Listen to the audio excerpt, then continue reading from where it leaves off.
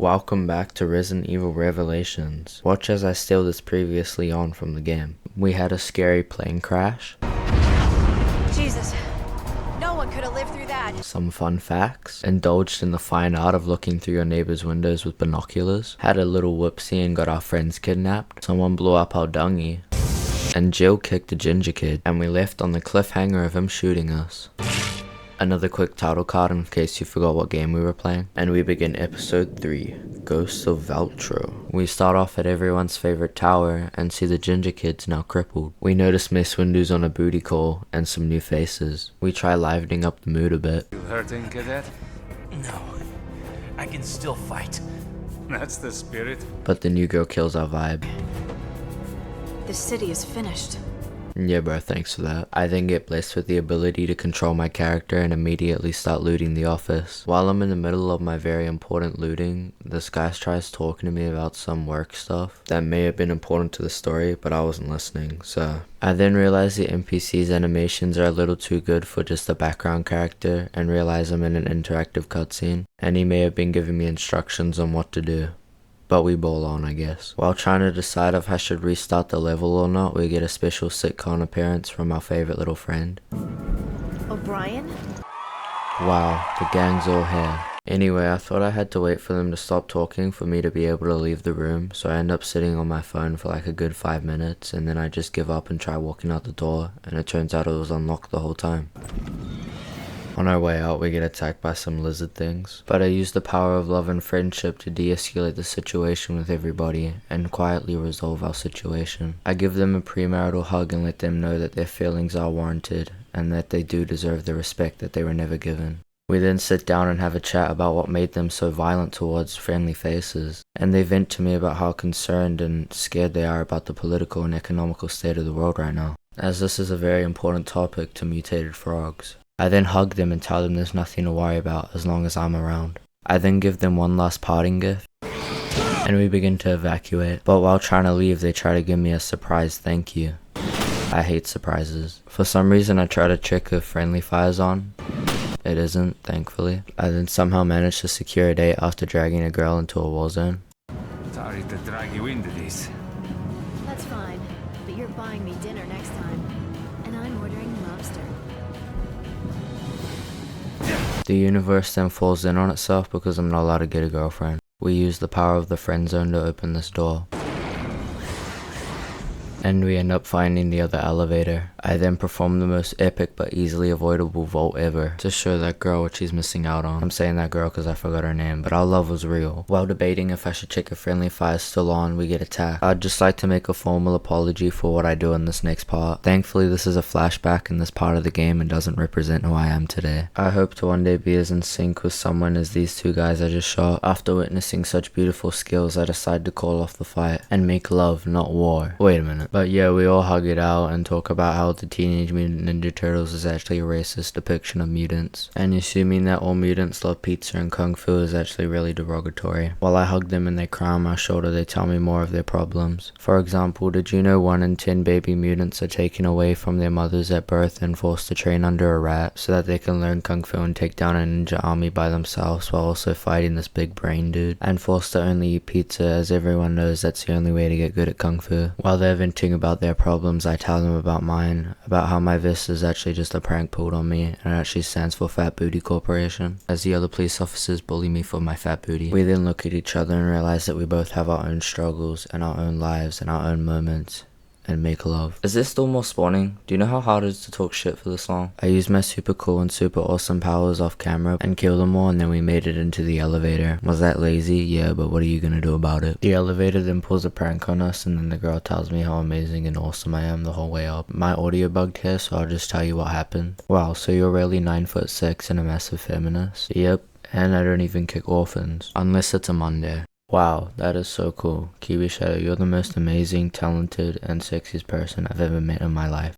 Facts, bro. Do you maybe feel the same way about— oh shit, the elevator's here now. We finally make it to the rooftop and I put on my Jill cosplay recreating the ending of Resident Evil 3. We then fly away and it's super epic and cinematic, ignore me almost falling out of the helicopter. We then watch as the Glassbreaker 9000 destroys Raccoon City, Terra Terragaraji? I don't fucking know. The super important city that we keep having flashbacks about. Interesting choice to focus on two big square-shaped towers falling on each other during a canonical terrorist attack, but you know, go team. Terra Grigians. No more. Terra Grigia. There we go. Got it. Thank you so much, guys. We then get one last epic shot of the city falling to pieces. We got an AS rank, which, I mean, damn, not even in my flashbacks can I look good. Like a little white lie of me hitting all my shots wouldn't have hurt anyone, but whatever, I guess. And don't you dare think I forgot. I never forget to tell myself how awesome I am, even when I do shit. We cut back to our standoff at the boat, and thankfully because of that flashback mission, what's his name again? The Death Stranding guy remembers the ginger guy's friend or whatever. We try asking him some questions, but he just walks away from us. I guess the ginger jokes were getting to him or something. We decide to search the ship for more intel on why other members of the Fat Booty Corporation would be here. I end up finding a map of the boat, a medallion, and this dead guy. Rest in peace, man.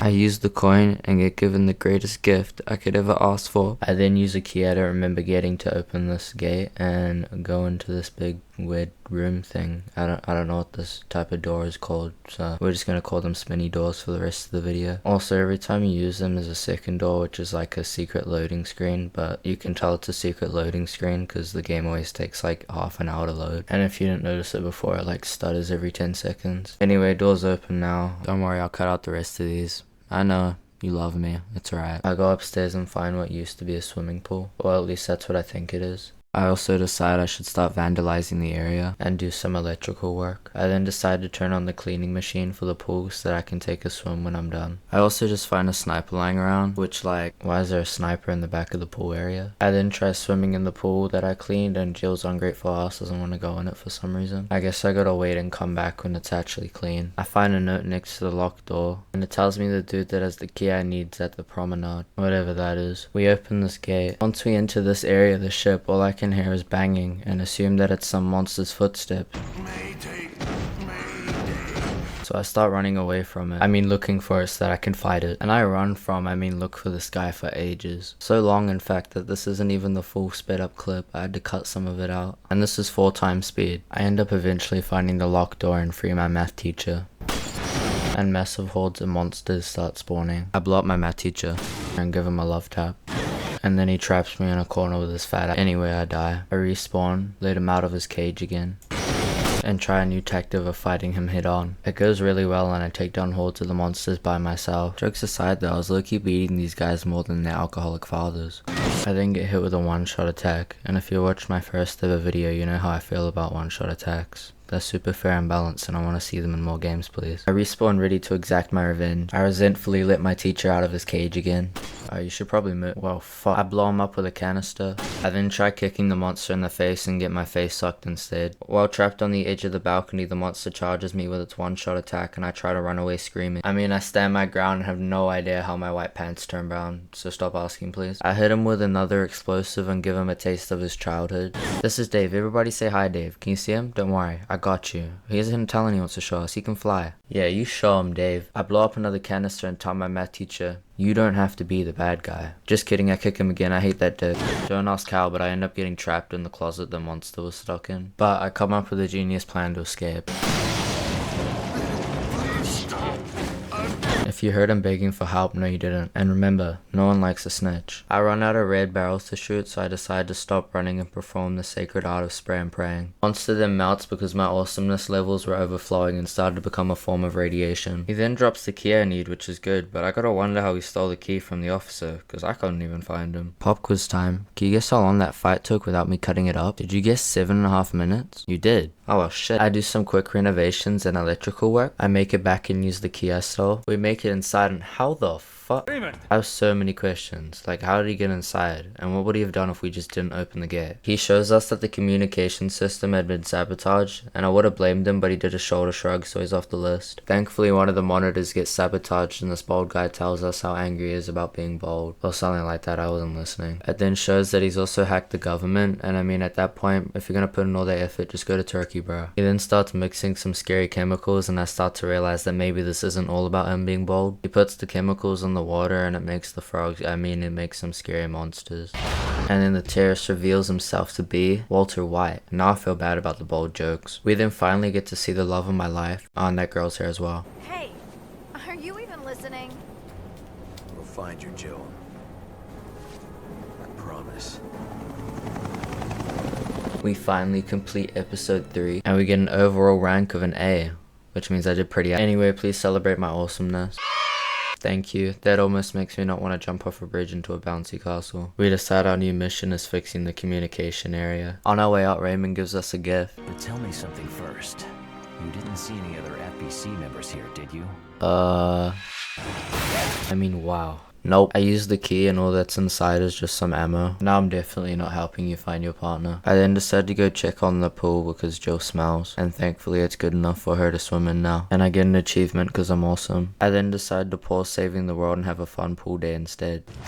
After finishing my pool day, I try looking for some sort of story items, but all I can find is explosives. And now I gotta wonder, who was leaving a sniper and multiple explosives at the pool? I end up finding the actual area I was supposed to go to and use the key. I'm low-key mad. I walked around the boat like 3 times and was right there the whole time. But all my built-up anger immediately leaves me when I realize where I am. I try to take out my competition so I have better chances at winning. I then turn on the power and withdraw my son's cancer treatment money so that he can beat cancer twice. This is the greatest day of my life. I then see a shiny red button and get the option to press it. And that's like showing me a kid with candy and telling me not to steal the kid. After I press the button, Walter White's scary chemicals flood the fountain. I hope the fish don't remember what I did 23 seconds ago. But to be quite honest, I feel bad for these little guys and the abuse they've been subjected to their whole lives. I'm lying again. I then lose my life savings. I then rob some kid crying in an alleyway named Bruce and win big. After winning, I have to solve an advanced math equation of how much money I can send a girl so they'll talk to me without my wife noticing. I find an escape hatch and decide to break my legs. I find my way out of the pipes and find an elevator. We try to use it, but... Oh, Christ. The key's gone. We then decide to do what all great survivors do in horror and split up. I decide to fix this elevator. Once I arrive on the floor, I have an epiphany and realize that I might already know who has the key. On my way back to where I left my best friend, I decide to check if the old fake Chris gag is still there. You should remember how I feel about surprises. I find my way back to where the accident happened. Sadly though, my friend has been turned into a book. No clues as to who has left it. I'm sorry, but I got a pretty big clue on who might have left this, you dumber. You can pause here and read the diary if you want, you little weirdo. Which one of you snitched on me?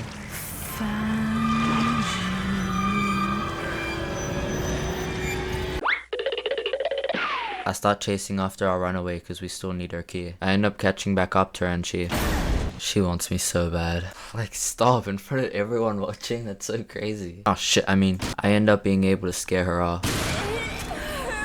Wait, I still need that key. She's playing hard to get, trust me. While still chasing after her, I find the most beautiful thing you could ever find. I end up finding her again and... I wish this happened to me in real life. Except without the monsters, obviously. And the terrorist attack. And like the years of therapy. You know what? I don't want this anymore. And yeah, I did pause the game. Don't bully me, please. I end up getting her to run away from me, and then I throw my grenade for dramatic effect. Also, is this gonna be the whole boss fight? I then make a greater prediction than your mother when she told you you'd be a failure. I find the spaghetti pit again. You guys remember that, right? I end up running back into our friend. I know, I'm excited too. And then we use the power of friendship to take down the bad guys. Wait a minute, you like Dave too? I end up finally beating her.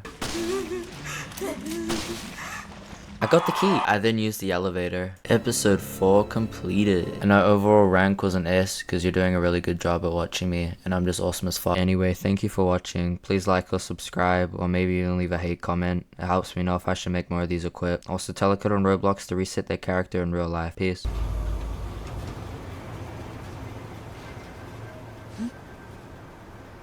I hear something.